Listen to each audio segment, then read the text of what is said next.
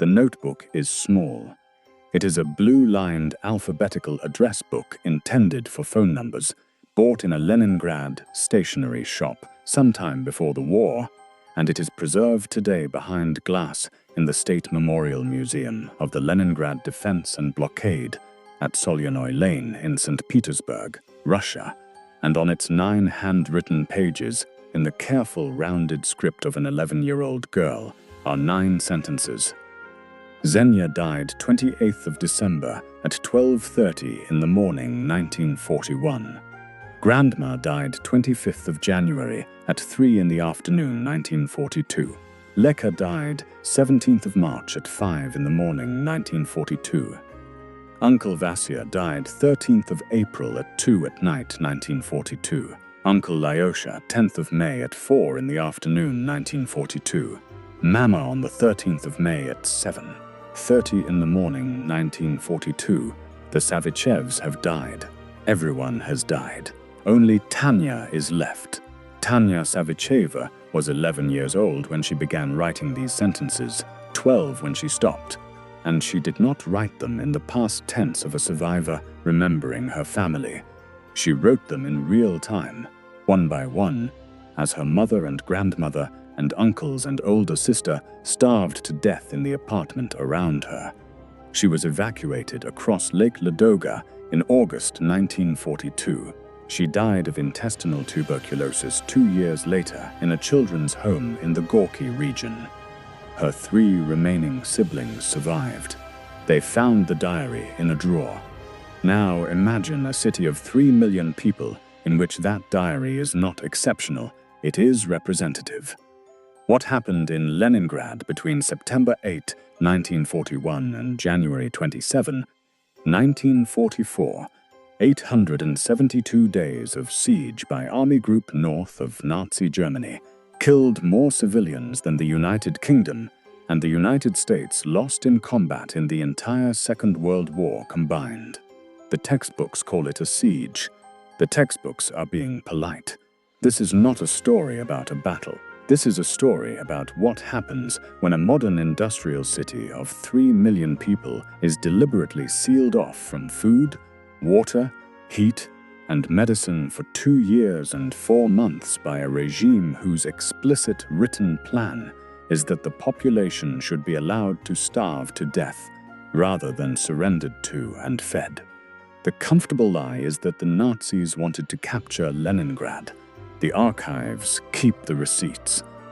The Wehrmacht directive issued on September 29, 1941 under the signature of Army Group North and preserved today in the Bundesarchiv at Freiburg reads, "The Führer has decided to erase the city of Petersburg from the face of the earth. The systematic shelling by artillery and continuous bombardment from the air shall raze it to the ground." They did not want the city, they wanted it dead. In 1941, Leningrad was the second largest city in the Soviet Union, home to just over 3 million people, the industrial heart of Soviet shipbuilding, optics, and electrical engineering, a city of over 400 factories, 35 major hospitals, 90 libraries, a conservatory whose students included a 35-year-old composer named Dmitri Shostakovich, a skyline of blue and gold imperial facades on avenues laid out by Peter the Great, and a population that on June 21, 1941, believed itself protected by a non-aggression pact signed with Nazi Germany 22 months earlier. They were wrong. At 3:30 on the morning of June 22, 1941, Operation Barbarossa launched 4 million Axis troops across a 2,000-mile front into the Soviet Union, and Army Group North, commanded by Field Marshal Wilhelm Ritter von Lieb, drove northeast through the Baltic republics toward Leningrad, with 3 panzer divisions, 20 infantry divisions, and orders to take the city by the end of summer. They didn't take it. Soviet resistance delayed the advance by 6 weeks. Finnish forces under Marshal Mannerheim attacked from the north, but then halted at the pre-1939 border and refused to press further, for reasons Finnish historians still debate. And by September 8, when the last rail line at MGA fell and the last road out of Leningrad was cut, the Germans had decided, in an operational decision taken at the Führer headquarters in Rastenburg, to shift from assault to starvation siege, because a city they surrounded would die faster than a city they stormed and would cost them fewer soldiers. Thus began the siege. The population inside the encirclement on September 8 was roughly 2.5 million civilians, plus approximately 500,000 Soviet troops of the Leningrad front, plus approximately 100,000 refugees displaced into the city from the surrounding oblasts by the German advance. Food stores in the city were calculated on September 12 by Dmitri Pavlov, the Soviet food supply commissar dispatched personally by Stalin, at roughly 35 days of grain, 30 days of meat, 60 days of sugar, and virtually no strategic reserve of fats or fresh produce. Pavlov's figures are preserved in his own 1958 memoir Leningrad 1941, The Blockade, reprinted by the University of Chicago Press and verified against the Central State Archive of St. Petersburg, which holds the daily ration accounts of the city's provisioning administration down to the gram. 35 days of grain for 3 million people. The siege would last 872. The ration system began on September 12. It cut immediately. By November 20, 1941, the official daily bread ration for a non-working dependent, a child, an elderly person, a non-employed adult, was reduced to 125 grams. 125 grams, a slice, less than the weight of a modern energy bar. And the bread itself was not bread, as any surviving reader would recognize the word. It was a mixture of rye flour cut with cellulose processed from birch wood, flaxseed cake, hydrolyzed cotton cellulose, edible pine shavings, and, in the worst weeks of December 1941, sawdust and textile dust recovered from the floors of the Badayev warehouse, which had been firebombed on September 8 and which had been releasing caramelized sugar from its scorched earth for weeks as civilians dug up the dirt to suck the sweet-burned soil. The Badayev fire destroyed roughly 3,000 tons of flour and 2,500 tons of sugar in a single air raid, which at pre-siege consumption rates represented approximately 3 days of food for the city, and which has become, in popular memory, shorthand for the entire Leningrad catastrophe. But that was just the beginning. They didn't know what was coming. What was coming was the first winter. On November 1, 1941, the mean temperature in Leningrad was -5 degrees Celsius. By December 31, it was -30. Central heating had collapsed because there was no coal. The gas supply had been cut. The water mains had frozen solid because the pumping stations had no power. The sewage system had backed up and solidified into vertical ice columns in the stairwells of every apartment block. And in the apartments themselves, 3- and 4- and 5-person families huddled around a cast-iron parlor stove called a burjuika, a bourgeois stove, colloquial for a small makeshift pot-bellied heater, burning. Over the course of that winter, their furniture, their wooden floorboards, their door frames, their books, and in documented cases recorded by the diarist Yelena Skryabina and preserved in the Hoover Institution archive at Stanford, the wooden handles of their grandfather's parade swords and the inlaid marquetry of pianos that had survived 3 generations. Nothing that could be burned was not burned. And what people ate, when the bread ration was not enough, was the inventory of a civilization being dismantled for calories. Wallpaper-paste, which had been manufactured with rye flour before the war, was boiled off the walls of apartments and strained to make a gray, mucilaginous soup. Leather belts, leather shoes, leather book bindings, and leather briefcases were boiled for hours, and the resulting jelly was eaten with salt.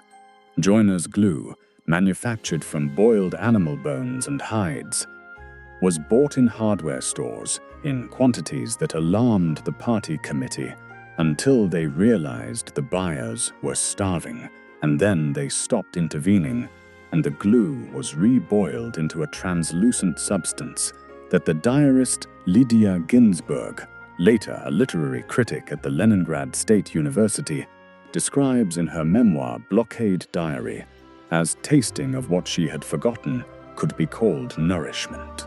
Cats and dogs disappeared from the streets within 6 weeks. Pigeons disappeared within 8. Rats disappeared by February. The zoo, which had been partially evacuated but retained a number of animals, including a hippopotamus named Krasavitsa, kept alive by a keeper who shared her own ration with her, became, in the 6th month of the siege, a place where the public no longer went because they could not bear to watch animals eat while they could not.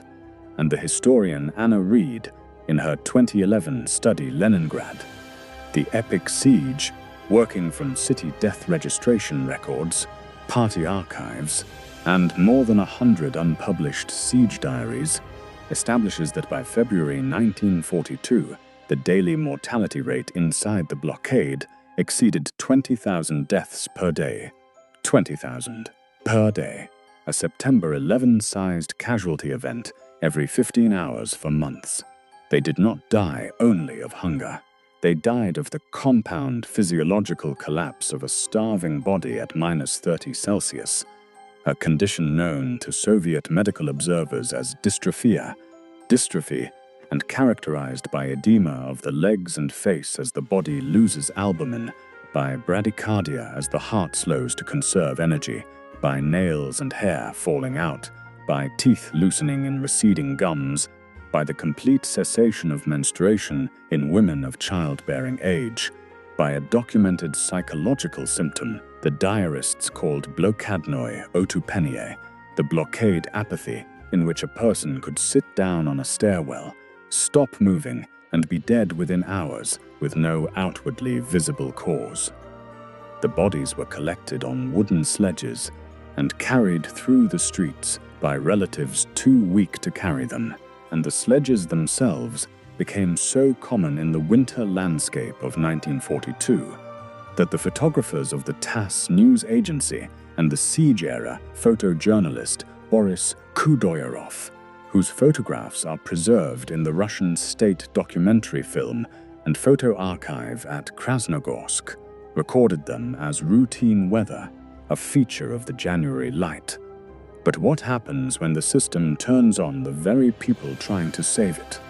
The Leningrad party apparatus, led by Andrei Zhdanov, and operating from a reinforced bunker beneath the Smolny Institute, continued to eat. The memoir of the party cook Vladimir Baboyko, published after Glasnost and cited in Richard Bidlack and Nikita Lomogin's 2012 documentary study, The Leningrad Blockade, 1941-1944. A new documentary history from the Soviet archives records that Zhdanov's personal provisioning through the siege included fresh peaches delivered by special flight, caviar, and cognac, while in the apartments above the bunker, a factory foreman named Vasily Krasnov was writing on December 19, 1941, in a diary now held at the Central State Archive of St. Petersburg, that his wife had traded her wedding ring for a 1/4 kilogram of horse meat, and that the meat had been only partially decomposed. And the party knew. The NKVD, the Soviet secret police, ran an internal surveillance operation inside the blockade that produced daily situation reports on civilian morale, rumor patterns, and what the archives now confirm were systematic prosecutions for a specific new category of crime, the Leningrad NKVD, created in December 1941 and labeled simply Ludoedstwo, man-eating, cannibalism. By February 1942, the NKVD had arrested roughly 900 people for trafficking in human flesh in the city of Leningrad, By the end of the siege, that figure would exceed 2,000. Many of the cases were parents killing and eating recently deceased children to feed surviving ones. Others were scavengers, most often women, by the record, disinterring bodies from snowbanks and selling the meat in the markets at the Haymarket as horse or veal.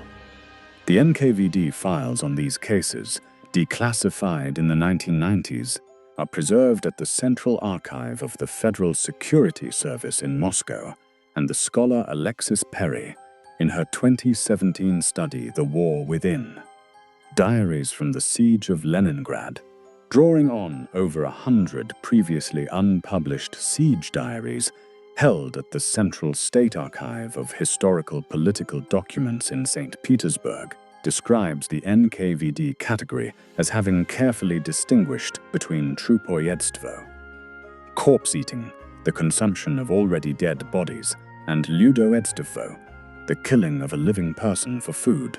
The punishments differed. Trupojedstvo drew sentences of 4 to 7 years. Ludojedstvo drew execution.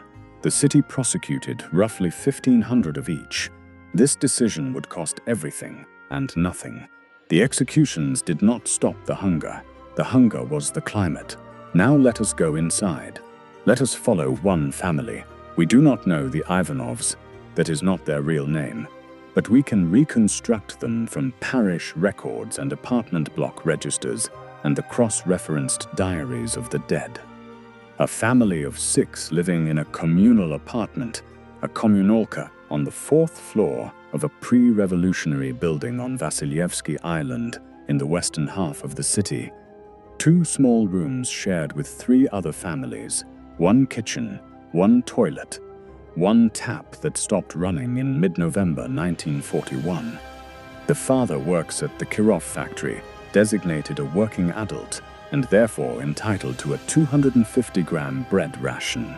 The mother is a school teacher, reclassified as a non-working dependent once the schools closed, therefore 125 grams. The grandmother, the paternal aunt, and the 2 children, a girl of 9 and a boy of 6, are all on 125 grams. Their combined household ration at the end of November 1941 is 875 grams of sawdust-cut bread per day for 6 people, roughly 5,500 calories against a minimum baseline need in those temperatures of approximately 18,000. They will lose the grandmother first. This is the statistical pattern for every 3-generation household in the blockade. The elderly die before Christmas, the children die before April, the young adults die between May and July, and the working adult dies last, if at all. In their kitchen, there is a small cast-iron burjuica connected to a stovepipe that vents through a hole in a plank nailed over the window frame, where the original glass was blown out by a bombing on October 12. They cook on it. They sleep around it. When they run out of furniture, they break up the grandmother's oak writing desk, which she brought into the marriage from Vyborg in 1907. When they run out of the desk, they break up the spare chairs. When they run out of chairs, they start on the floorboards of the hallway, working from the wall outward, tearing up roughly 1 meter of planking per week. By February 1942, the hallway is a bare, joisted pit. They walk along the 2x4s like men on a scaffold. The mother is the water carrier of this household, the one who goes out in the morning with a metal pail to the Fontanka Canal, cuts a hole in the ice with a hammer, and brings back 6 liters of water that has to last the family for a day. The journey takes 90 minutes. The queue at the canal is 50 people deep. She is 51 years old. She has lost 9 kilograms since September. She has lost another 7 by February. She makes the journey every day until February 26, 1942, when she does not return, and the father, who by then is working half shifts at the Kirov, because the factory has been partially evacuated to the Urals, and only a skeleton line of tank turrets remains. walks the route himself that evening and finds her body sitting on the granite wall of the embankment, with her pail still upright beside her, her gloved hand still gripping its handle, and the water still inside it, frozen. He brings the pail home. He does not have the strength to bring her. The burial detail collects her 3 days later. He does not write this down. It does not appear in any diary because the father of this family cannot read or write beyond a mechanical trade literacy. But the aunt in the next room keeps a diary. Nina Ivanovna, 43, a former librarian at the public library on Nevsky, and she writes in careful pencil on February 27, 1942.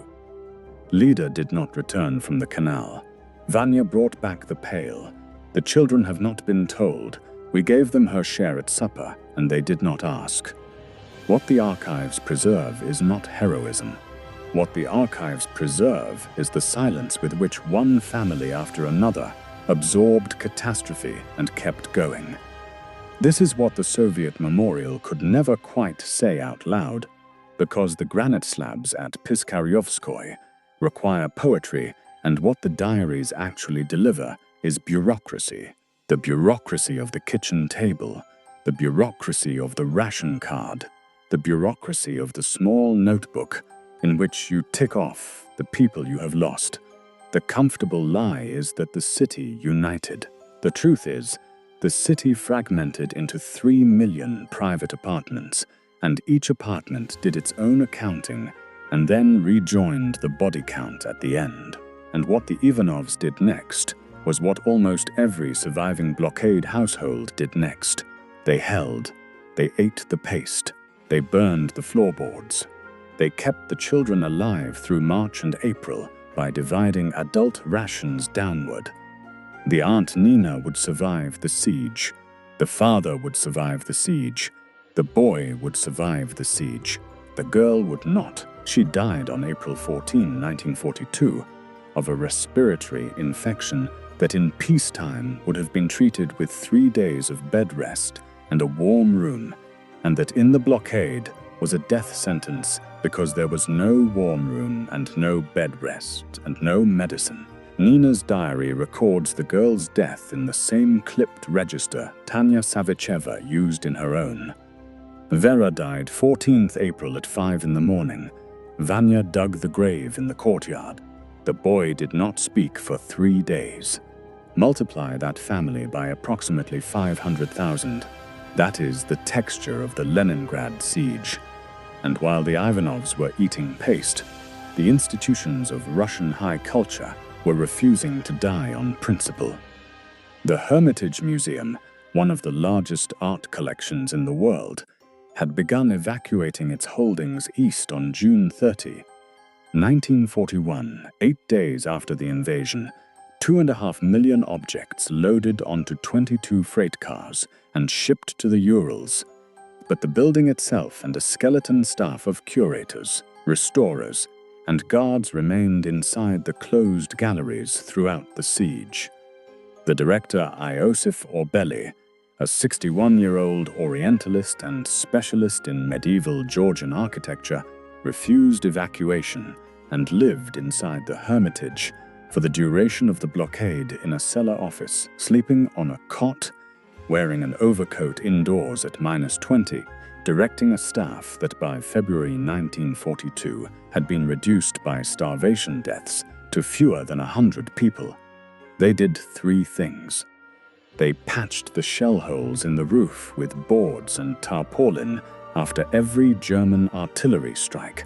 They kept academic seminars running on schedule, including, on December 10, 1941, a formal scholarly conference on the 800th anniversary of the Persian poet Nizami Ganjavi, which Orbeli held in the unheated Winter Palace throne room in front of an audience of 30 surviving Leningrad Orientalists, 7 of whom died over the following 3 months.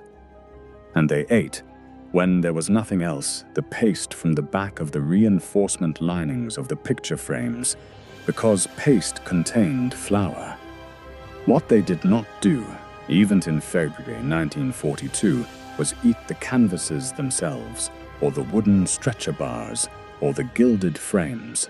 The paintings were gone to Sverdlovsk. The frames were not. The frames could have been burned for firewood and boiled for glue, and they were not.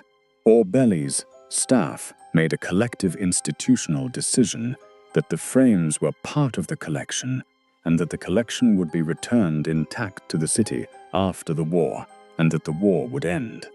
This decision did not keep them alive. 20 of them died, but it kept the frames whole, and when the collections came home from the Urals in October 1945, they came back into their original frames, and the museum reopened on November 8, 1945. The diarist Vera Inba, whose Leningrad diary covering the years 1941 to 1944 has been preserved by the Russian State Library in Moscow, records meeting one of the evacuation trainloads of children at the Volga station of Ulyanovsk in March 1942 and writing, "They were silent. They did not ask for anything.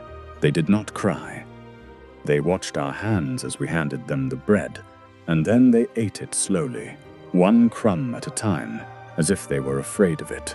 The children of the road of life carried the siege with them for the rest of their lives, in body weight, in adult height, in dental enamel, in reproductive outcomes, in the epigenetic residue that researchers at the Russian Academy of Medical Sciences documented as late as the 1990s in adults who had been evacuated as blockade children and whose own children showed elevated incidences of cardiovascular disease, diabetes, and anxiety disorders. The ice had released them. The ice did not release them. The arithmetic did not stop at the border of the blockade, and the only thing that kept Leningrad alive, barely in batches and at terrible cost, was a single supply route that came into operation on November 22, 1941, when the surface of Lake Ladoga, 30 miles east of the city, froze deep enough to bear the weight of a truck. They called it Doroga Zhizny, the Road of Life. It ran 29 kilometers from the southwestern shore of Lake Ladoga, near Osinovets, to the eastern shore at Kobona, across ice that varied in thickness from 15 centimeters at the shoreline to a reliable 70 in the center of the lake, and it was driven by convoys of Gaza trucks, the Soviet-licensed version of the Ford Model AA, a 1.5-ton flatbed, each loaded with roughly 2 tons of flour, sugar, canned meat, ammunition, medicine, and in the return direction, evacuees, primarily children, pulled out of the city and sent east toward the Volga. The drivers worked in shifts of 12 hours, drove with their doors removed so they could jump free if the ice gave way beneath them, and followed lines of reference poles planted into the ice by military engineers who had surveyed the route in the dark in -30 cold in November. The route was under constant German aerial attack. Stukas and Junkers Ju-88s bombed the convoys by day. The Wehrmacht's 18th Army shelled the southwestern lakeshore from their positions near Salisbury. Between November 22, 1941 and April 24, 1942, the date the ice broke up, the Road of Life moved approximately 360,000 tons of supplies into Leningrad and 530,000 evacuees out, and an estimated 1,000 trucks and perhaps 4,000 drivers and passengers went through the ice and did not come out. The ice gave them up again in summer. The memoir of Zinaida Shishova, a truck driver's wife, published in 1966 and preserved in the Leningrad Siege Museum archive, records that when the ice melted, each of the lost trucks floated briefly to the surface before sinking to the bottom of Ladoga, and that the bodies of the drivers, preserved in the cold, were sometimes still strapped into their seats, and what the Road of Life delivered, at peak operation in February 1942, was approximately 700 grams of flour per civilian per week. that was not enough. It was never enough. But it was enough to reduce the mortality rate from 20,000 per day to 10,000 and then to 5,000, and by the summer of 1942, when some rail lines had been restored and the first narrow corridor to the mainland, a 7-kilometer strip called Operation Iskra, broken open by Red Army forces in January 1943, had re-established overland contact with the rest of Russia. Mortality inside the city had dropped to something recognizable as attrition rather than apocalypse. The comfortable lie was about to shatter. The siege was not lifted in January 1943. Iskra only broke a corridor. The encirclement itself was not fully ended until January 27, 1944, when the Leningrad-Novgorod offensive drove the German 18th Army back from the Pulkovo Heights and into the Baltic states, and the city's anti-aircraft batteries fired a 324-gun salute over the Neva that night that survivors described as the first sound they had heard in 872 days that did not make them flinch, and no one knows, even now, how many died. The figure of 1.5 million civilians, which is the number carved on the granite slabs at the Piskaryovskoye Memorial Cemetery in northern St. Petersburg, where an estimated 500,000 blockade dead are buried in mass pits, marked only by the year of interment, is likely a lower bound. Harrison Salisbury, in his 1969 study, The 900 Days, The Siege of Leningrad, the first major Western treatment of the siege, written during a thaw in US-Soviet academic contact and drawing on interviews with hundreds of survivors, estimates the true civilian death toll at closer to 1 million within the city proper, plus another 400,000 to 500,000 refugees and evacuees who died either during evacuation or in destination cities from the effects of siege-induced dystrophy, for a compound total approaching 1.5 million. The Soviet government preferred the figure 600,000 for political reasons related to the post-war relationship with East Germany. The figure 600,000 was not honest. The honest figure is a range, and the bottom of the range still exceeds the total combat dead of the British and American armies in Europe and the Pacific in the Second World War combined. Think about that for a moment. Britain lost approximately 383,000 military personnel in all theaters of the war. The United States lost approximately 407,000, that is 790,000 soldiers. Leningrad, in a single encirclement on the scale of a modern city, lost more civilians than that, and when the siege ended, the survivors, most of them women, because most of the men had either died at the front or starved earlier, emerged into a city of broken windows and collapsed roofs and apartments full of frozen furniture and book pages and piano legs blackened in stove ash, and they began, almost without comment, to rebuild. How did no one see this coming? They did. The Leningrad city authorities had on paper an evacuation plan for the civilian population that would have moved roughly 1 million people east before the encirclement closed, and the first phase of that plan had been executed in July and August 1941, moving roughly 400,000 children and skilled workers with their families out of the city. But the evacuation of the remaining adult population was delayed by a combination of factors, including the refusal of many civilians to leave their homes, the disruption of rail capacity by the Luftwaffe's targeting of the Moscow-Leningrad line, and a political hesitancy at the top of the Soviet leadership to signal panic by ordering a mass civilian exodus. The closure of the rail corridor at MGA on August 30 made the argument academic. By September 8, the city was sealed. 2.5 million civilians who could have been on trains in July were still in the city on September 9, and they would remain there for the duration. The political cost of the delayed evacuation has been a contested subject in post-Soviet Russian historiography, debated in particular by the historians Sergei Yarov in his 2013 study Blokadnaya Etika, Blockade Ethics, and Nikita Lomogan in his two-volume In the Vice of Hunger, The Blockade of Leningrad in the Documents of the German Secret Services and the NKVD 2002. Both conclude, working from different archival bases, that the civilian death toll of the siege could have been reduced by approximately half if the July evacuation schedule had been executed to completion. It was not. The cost of that administrative delay was measured in corpses, and they rebuilt it. They cleaned the stairwells of ice and human waste.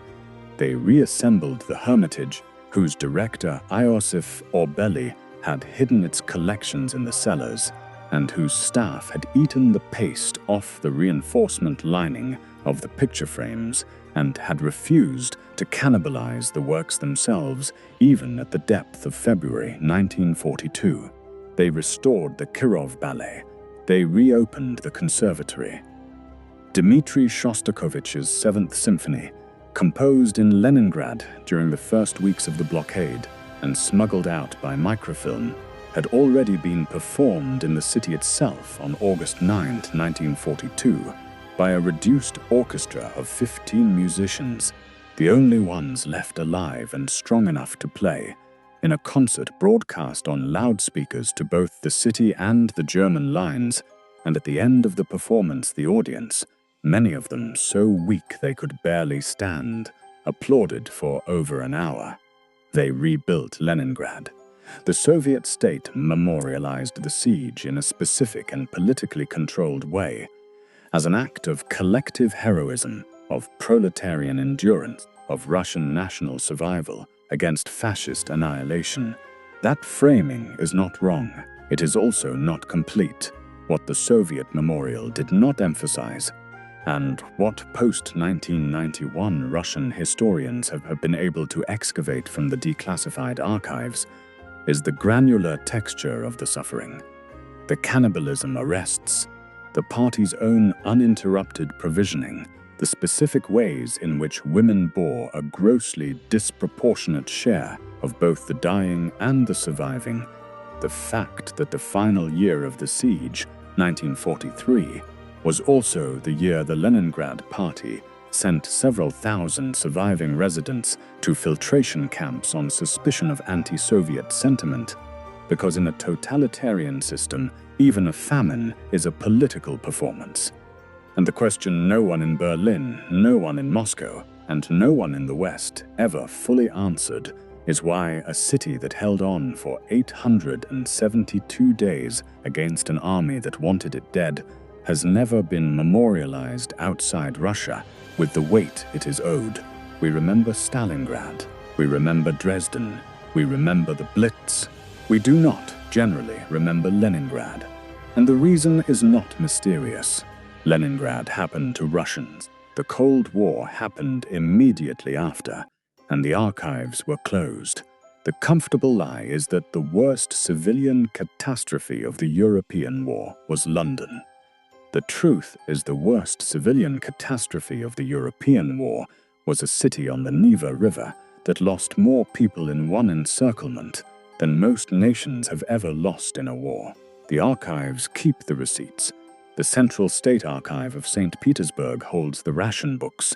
The Central Archive of the FSB holds the NKVD case files. The Piskaryovskoye Cemetery holds the names of the few who were named. And Tanya Savicheva's diary, 9 sentences long, is preserved behind glass in a museum 15 minutes walk from the house where she wrote it. And so we return to where we began. A small blue-lined alphabetical address book, an 11-year-old girl, a pencil, and 9 sentences in careful rounded script. Zhenyad, grandma died, Leka died, Uncle Vasya died, Uncle Lyosha died, Mama died, the Savichevs have died. Everyone has died. Only Tanya is left. The diary is glass-cased now. The hand that wrote it is dust. The city that killed her family is still standing. The Savichevs are not. And the world that their city saved has never once said their names out loud. If you want more buried history that the memorials were too neat to record, subscribe, like the video, and tell me in the comments if a government deliberately decided that an entire city of 3 million civilians should be allowed to starve to death rather than captured and fed. What should the post-war charge sheet have looked like? And why is that charge sheet not on any courtroom table in the world today? Choose carefully. The archives keep the receipts, and the ice remembers what the ice took.